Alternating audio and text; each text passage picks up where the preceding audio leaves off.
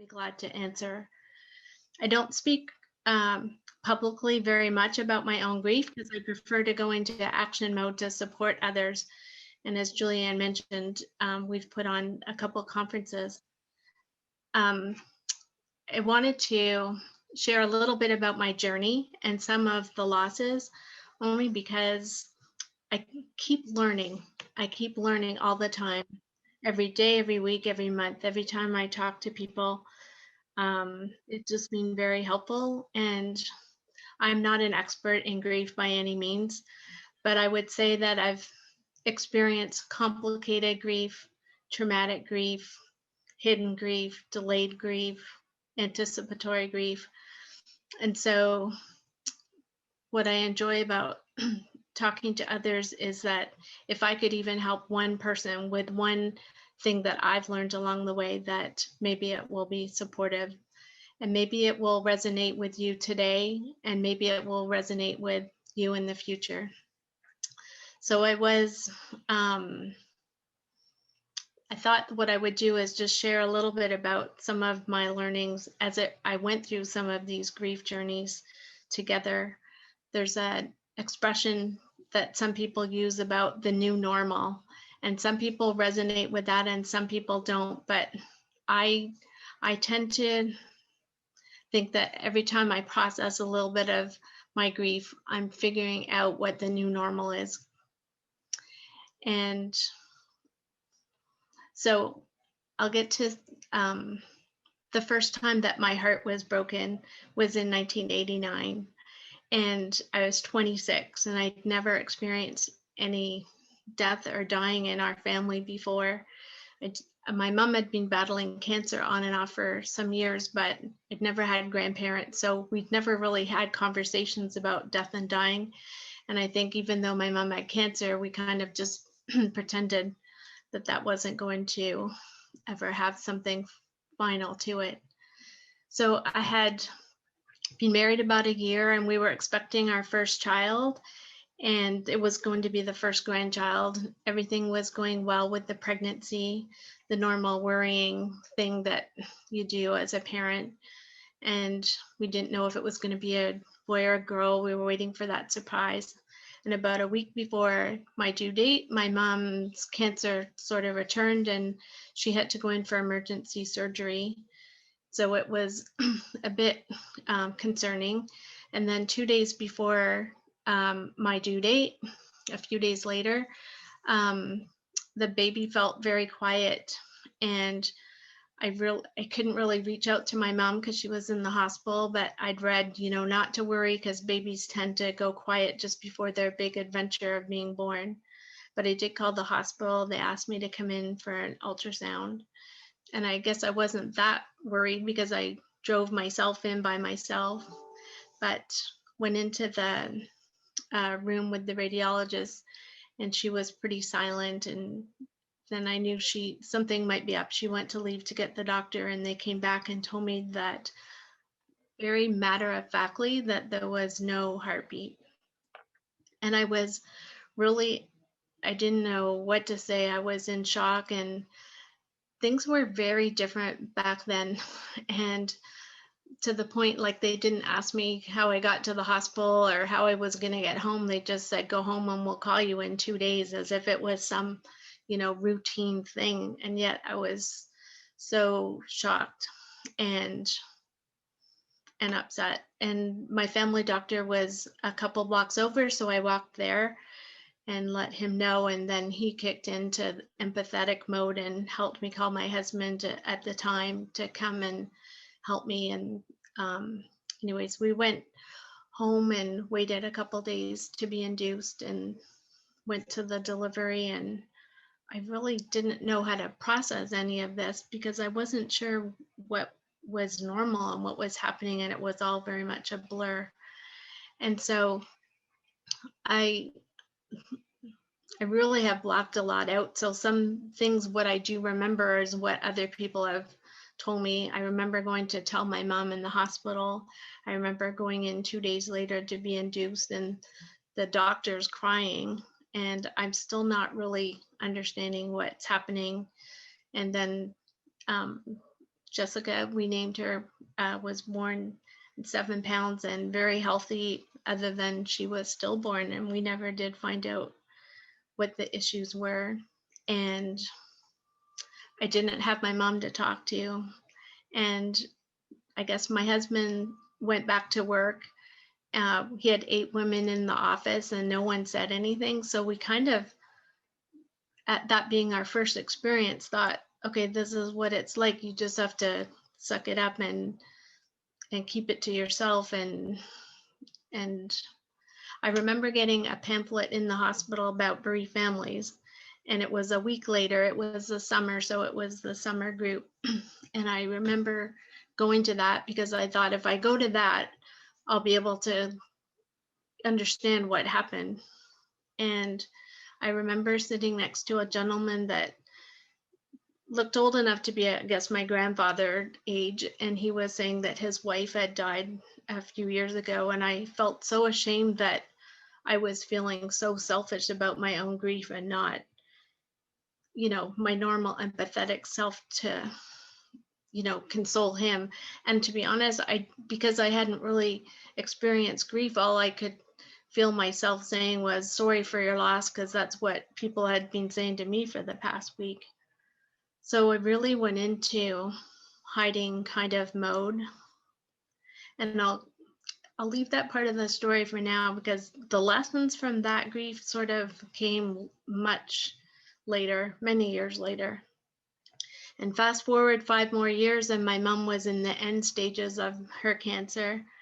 And by then I had delivered 2 healthy boys. They were now 3 and 2, and things were okay. And my mom lost her battle on April 24th.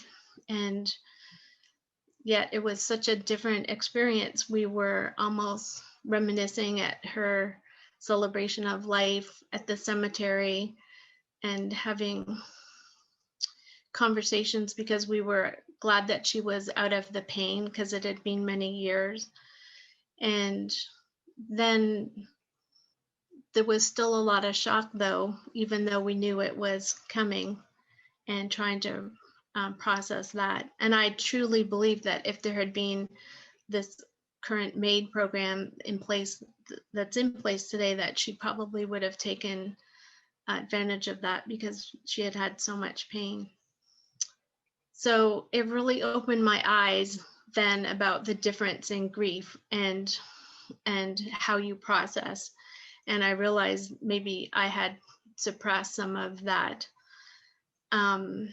So I was just starting to get through that shock, get back to work a week later, and it was starting to hit the reality that my mom wasn't there, but the kids were a really good distraction. I dropped them off at the daycare, and my husband at the time left for work and said he'd be home and reachable like later on in the afternoon, which was kind of normal because he dealt with clients.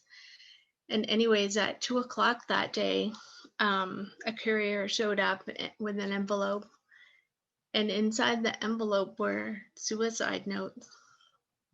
And I was like, if I thought shock when my mom had died, I couldn't even describe what this was, because it felt like a nightmare that I had just no clue what was happening.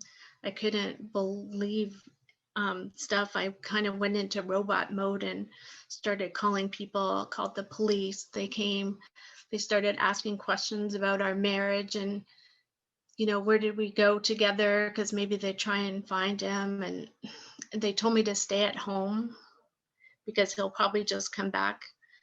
So we had some family friends that helped me get his parents up to our house, and we waited and waited. And then at 3:00 in the morning, the police came to say that he had taken his own life. He had driven far away. So this all starting to realize now that it was planned, but I was like, I don't even know how to describe the word sometimes. It's devastated, but then there was all this new feelings of anger, like how could he leave? We have 2 kids. My mom just died. Like, how am I going to deal with all this? How can I deal with your parents. He was an only child and stuff. And so, yeah, I just wasn't sure what to do, but we kind of got through it in, again, that same robotic mode. And I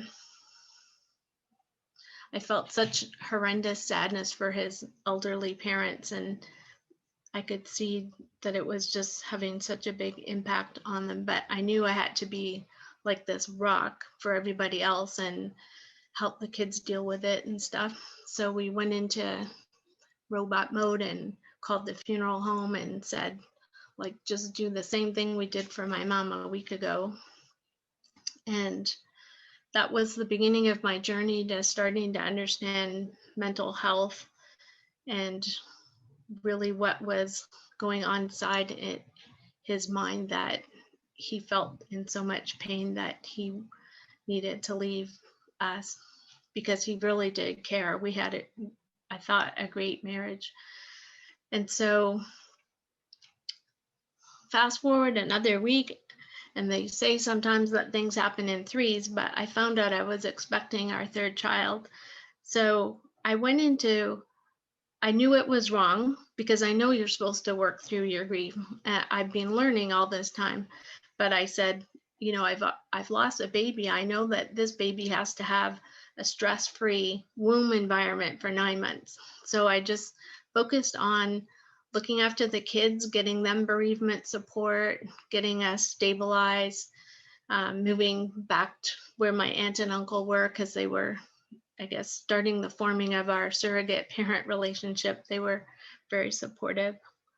The kids went through a Bereaved Families kids program that was being held at CHEO at that time.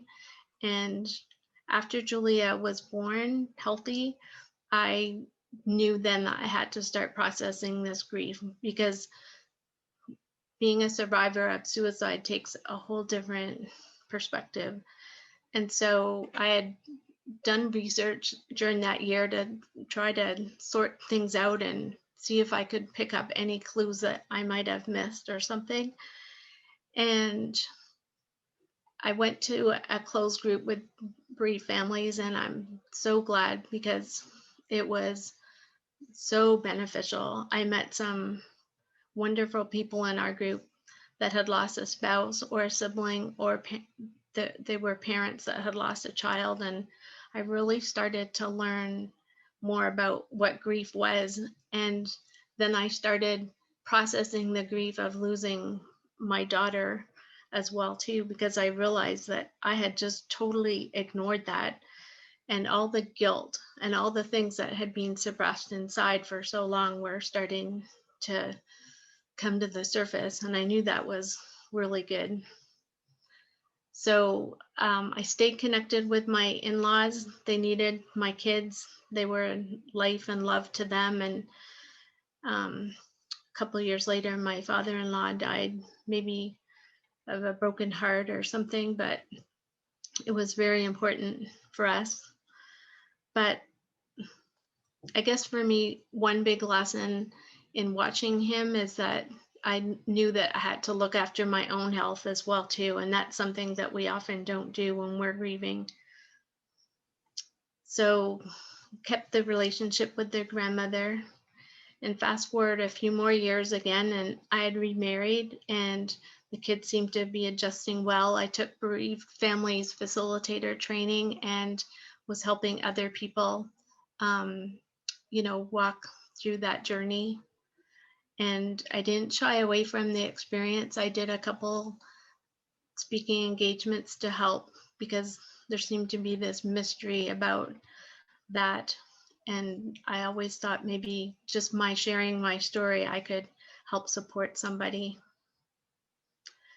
So what I also learned along that time as the kids were growing older is that I always had to put their grief into perspective. And I was very open and honest with them about their dad. And I got some help to explain about the sadness and what things to say and what not to say. But for example, one of the psychologists shared that they would only absorb what they could at the time at each of their developmental stages. And it was true. One time, one of my sons at age 13, I overheard him telling his friend that his birth dad died of depression cancer. So it was just another moment that I would pull them aside and talk to them and talk accurately about what had happened. And I truly believe that having those open conversations help the kids over the years adjust to things. So what I should mention, after I did remarry, we had a family decision about whether we would have another child, and everyone voted yes. So that was the plan. And in early 1999, we were planning for a new arrival, and then we found out we were having twins. So we got a bonus. And after kind of a bit of a scary delivery with an emergency C-section, one of the babies they took out quickly, heard lots of crying, everything went well, and then there was silence from the other one. So another big kind of scary moments. And we found out that he just had a little hole in his heart and they were going to run some tests. What I didn't know at the time is, and they told my husband, but they didn't want to tell me for some reason, was that the second baby, baby B, had Down syndrome. But if you've ever lost a baby, you would know that it doesn't matter what the baby has. You're just so glad that it's alive and doing well. So we took our two babies home. We decided to call one Richard and the other one was called, we said Tom, because Tom would be the easiest name for him to write in school. And we had huge hopes for the future and everything was going to be great. And it was. So supporting people on a bereavement journey sort of evolved into everything I could learn about looking after a kid with special needs and integrating him into the family and all his routines. And we had 17 amazing years. And Tom was like the glue to our family. And he brought a smile, unconditional love to everything that he did. And as he got older, he was very independent. He didn't want to have Down syndrome. The last 9 months that he was with us, we were with a psychologist every 3 weeks so that she could help him understand that he did have Down syndrome. And even though he wanted to be getting rid of it and independent, that he could still do that. And it was just sort of a reality that we were dealing with. And 2016 was pretty challenging. My sort of aunt and uncle, who were my surrogate parents, the kid's grandmother, they were all elderly, all starting to go into palliative care. And so it had been tough for caregiving and stuff, and but very supportive. The kids were supportive, just felt like a great family unit. So after their grandmother died, we tried to start building family activities back into things. And one thing Tom really wanted to do was go out with his brothers and his dad dirt biking, but he hadn't been able to ride a bike yet. So anyways, they bought an ATV. One day in November, it was a very fluky Friday, was plus 20 degrees in November. Who would have known? So it was a PD day at school. So they went to go out for a day activity like they did frequently. And Tom asked if he could ride the ATV, and they sort of said, okay, and Tom was super cautious, but he took a corner too quick and it fell on him and he got a hairline fracture in his pelvis. And at the hospital, they took scans. They said, he'll be fine, just get him home. And so our biggest challenge was, what were we going to do with our family trip that we had planned, and how that would change. And then suddenly 3 days later, Tom had a seizure. We didn't know it at the time, but he had a massive blood clot, pulmonary embolism. So we watched him die in front of us. CHEO did everything they could to try to save him, but it was too late. And so it was This time I remember every single thing. I remember everything. I watched all the reactions from the kids. I remember feeling sick to my stomach. I remember almost fainting. The CHIO staff were amazing. They gave us a place at the ICU to say goodbye in private and didn't rush us, let us say goodbye however we wanted. They put us in touch with Roger Nielsen House to help support us over the next little bit. And there were some pretty dark days and nights and weeks after that. And Eric, my husband, was not doing well, and I was really afraid he was going to harm himself. There was a lot of guilt and stuff that they had to work through after Tom's accident, and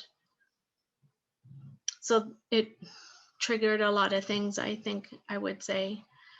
But I sought out books and I sought out articles. I knew that kids were, as introverts, they needed to learn how to process this differently. And I just had to be patient. And we started attending a closed group for parents who had lost a child. And we were the only couple out of the 8 or 9 that had lost a child through an accident. Everybody had a child with a life-limiting illness. So another lessons learned for me was in listening to them as we bonded and got together and cried and laughed, is that it doesn't matter that it was the death had not been sudden, accidental, that it's still a shock when somebody died, and it put a lot of things in perspective for us. It gave us a very safe place to be in a closed group environment, to build up the trust and the friendships and be able to process that, and in a safe environment to share what our fears were, to share when people said really ridiculous, silly things that you know they're not supposed to say, but you know they're saying something out of caring, but to have a safe place to at least vent about something like that. So I signed us up for a conference as well that was 6 months out. And when we got there, that was another pivotal learning for us in our grief journey. And it helped us to understand even more practical ways to deal with our grief. We were still only 6 months in, and how we could continue to support the kids to have open relationships and talking about it. And as a sibling, sometimes it's often a hidden grief, and the kids don't want to say anything to upset the parents, so they just sort of go into their own world. So we're 4.5 years now into that journey.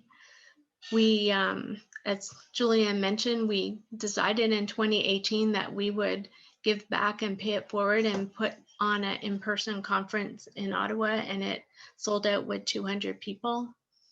And then we really were hoping to do that again, but COVID sort of changed our plans. But we did have a virtual one in November of last year. And it's just a way that we can continue to get other people to share different ways that you can grieve, normalize some of the feelings that you're going through. And so I guess for tonight, I just wanted to summarize for me what I've learned along the way. And that is, we all grieve differently, and I have to respect that. And I couldn't expect others to share their grief if they weren't ready, but I could put tools in front of them to help them. I know that there's no right or wrong way to grieve, and one loss can definitely trigger another, and that's okay, because the tears can be healing.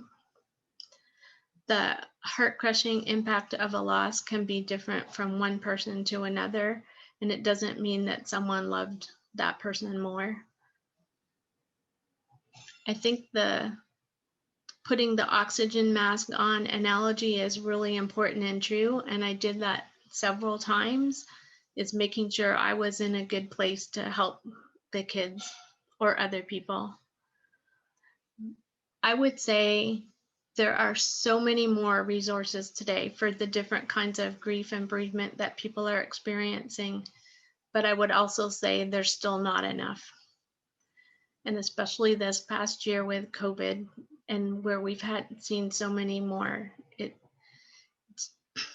there could be more resources. I think sharing our learning with others has been therapeutic for us because it encourages them to walk and talk through things, and we can celebrate where we've come from the very darkest days to where we can breathe now and do something like this today and talk about it. And I think I mentioned this about it, when someone dies, the impact on grief can be just as much a shock if it's an anticipated loss or if it's sudden. Friendships and relationships may also shift and change, and the positive side of that is you may even gain stronger new friends like we have that have shared similar journeys, and that the heaviness or the darkest hours will pass. Not as quickly as you sometimes want it to, but sometimes you need it. You have to go through it because that's the hardest part. You have to work through it. Grief is hard. And we still struggle some days, but especially the special days, but we're still learning and sharing. And that's what I wanted to share today. And I'd be glad to answer any questions.